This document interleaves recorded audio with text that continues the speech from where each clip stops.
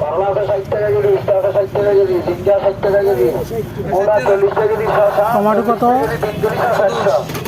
লাউ, মিষ্টি কুমড়া,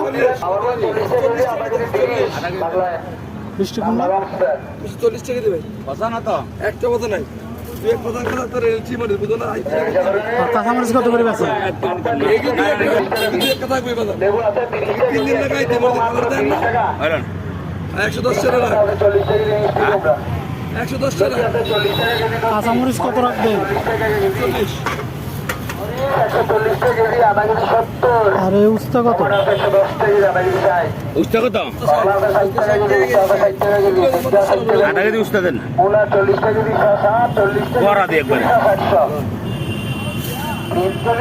100 টাকা, কালামাল নেবেন মোটামুটি তো সস্তা আছে।